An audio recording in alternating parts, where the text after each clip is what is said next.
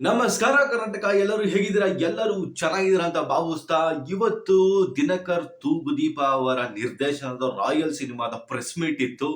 ಅದರಲ್ಲಿ ಸಾಕಷ್ಟು ವಿಚಾರಗಳನ್ನ ದಿನಕರ್ ತೂಗುದೀಪ ಅವರು ಹಂಚಿಕೊಂಡ್ರು. ದರ್ಶನ್ ಅವ್ರ ಬಗ್ಗೆ ಸಿಕ್ಕಾಪಟ್ಟೆ ಮಾತಾಡಿದ್ದಾರೆ. ಇನ್ನೊಂದು ಏನಪ್ಪಾ, ಒಂದು ಖುಷಿಯ ವಿಚಾರ ಅಂದ್ರೆ ಎಲ್ಲರೂ ಫ್ಯಾಮಿಲಿ ಜೊತೆ ಅವರ ತೋಟ, ಒಂದು ಫಾರ್ಮ್ ಹೌಸ್ ಏನಿದೆ ದರ್ಶನ್ದು, ಅವರ ಫಾರ್ಮ್ ಹೌಸ್ ಅಲ್ಲಿ ಖುಷಿ ಖುಷಿಯಾಗಿ ಒಂದು 4 ದಿನ ಕಳೆದ್ವಿ ಅಂತ ಕೂಡ ಹೇಳಿದ್ರು. ಅವ್ರು ಆರಾಮಾಗಿದ್ದಾರೆ, ಚೇತರಿಸ್ಕೊಂತ ಇದ್ದಾರೆ ಅಂತ ಕೂಡ ಹೇಳಿದ್ರು. ಮತ್ತೆ ಹಾಸ್ಪಿಟ್ಲ್ಗೆ ಹೋಗಿರೋ ವಿಚಾರನೂ ನಿಮ್ಗೆ ಗೊತ್ತಿದೆ ಅಂತ ಹೇಳಿದ್ರು. ಇದು ತುಂಬಾ ಇಂಪಾರ್ಟೆಂಟ್ ಮ್ಯಾಟ್ರು. ಅವ್ರು ಆರಾಮಾಗಿದ್ದಾರೆ. ಇನ್ನೇನು ಸ್ವಲ್ಪ ದಿನದಲ್ಲೇ ಸಿನಿಮಾ ಶೂಟಿಂಗ್ ಮರಳ್ತಾರೆ 100%. ಮತ್ತೆ ಇನ್ನೊಂದು ಅಷ್ಟು ವಿಚಾರಗಳನ್ನ ಕೂಡ ಹೇಳಿದ್ರು.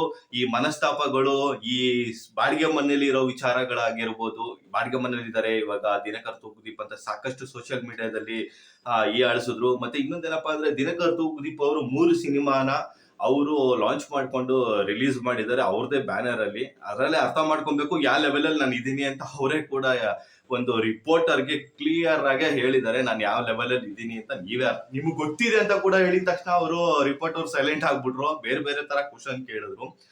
ಒಟ್ಟಲ್ಲಿ ಒಂದು ಸಿನಿಮಾನ ಪ್ರೊಡ್ಯೂಸ್ ಮಾಡಿ ರಿಲೀಸ್ ಮಾಡೋದಿದೆಯಲ್ಲ, ಅದರಲ್ಲೇ ಅರ್ಥ ಮಾಡ್ಕೋಬೇಕು ಎಷ್ಟು ಕೋಟಿ ಬೇಕು, ಎಷ್ಟು ಕೋಟಿ ಇನ್ವೆಸ್ಟ್ಮೆಂಟ್ ಮಾಡಿದ್ದಾರೆ ದಿನಕರ್ ಅವರು ಅಂತ ಅರ್ಥ ಮಾಡ್ಕೋಬೇಕು. ಇದಕ್ಕೆ ತೆರೆ ಎಳೆದ್ರು. ಮತ್ತೆ ದರ್ಶನ್ ಅವ್ರಿಗೆ ಕೋಪ ಜಾಸ್ತಿ ಇದೆ, ಆದ್ರೆ ಈ ಲೆವೆಲ್ಗೆಲ್ಲ ಅವರು ಇಳಿದಿರೋದು ಸಿಕ್ಕಾಪಟ್ಟೆ ಡೌಟ್ ಇದೆ. ಅದು ನ್ಯಾಯಾಲಯದಲ್ಲಿದೆ, ಅದ್ರ ಬಗ್ಗೆ ನಾವೇನ್ ಮಾತಾಡೋದು ಬೇಡ.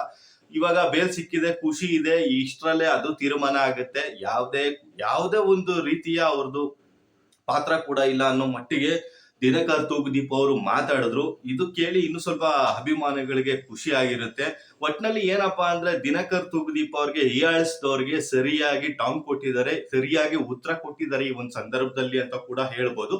ಅವರ ಸಿನಿಮಾ ರಾಯಲ್ ಏನಿದೆ ಅದು ಕೂಡ ಸಕ್ಸಸ್ ಆಗ್ಲಿ. ಇನ್ ಸ್ವಲ್ಪ ದಿನದಲ್ಲೇ ದರ್ಶನ್ ಅವರು ಅವರ ಸಿನಿಮಾಗೆ ಪ್ರಚಾರ ಕೂಡ ಮಾಡೋ ಚಾನ್ಸಸ್ ಇದೆ ಅಂತ ಕೂಡ ಅವ್ರು ಹೇಳಿದ್ರು. ಬಂದ್ರೆ ಇನ್ನು ಖುಷಿನೇ ಅಂತ ಕೂಡ ಹೇಳಿದ್ರು. ಬಂದೇ ಬರ್ತಾರೆ 100%. ಯಾವ್ದೇ ಮನಸ್ತಾಪ ಕೂಡ ಇಲ್ಲ, ನಾವು ಆರಾಮಾಗಿದ್ದೀವಿ. ಮನೆ ಅಂದ್ಮೇಲೆ ಸಣ್ಣ ಪುಟ್ಟ ಮನಸ್ತಾಪಗಳು ಬಂದೇ ಬರುತ್ತೆ ಅಂತ ಕೂಡ ಹೇಳಿದ್ರು. ಅದೆಲ್ಲಾರ ಮನೇಲೂ ಇದ್ದಿದೆ ಗುರು. ಇವೆಲ್ಲ ಓವರ್ ಆಕ್ಟಿಂಗು, ಓವರ್ ಡವ್ ಎಲ್ಲ ಅವ್ರು ಮಾಡ್ಲಿಕ್ಕೆ ಹೋಗಿಲ್ಲ. ಇರೋ ವಿಚಾರನ ಫ್ಯಾಕ್ಟ್ ಆಗಿ ಹೇಳಿದ್ದಾರೆ.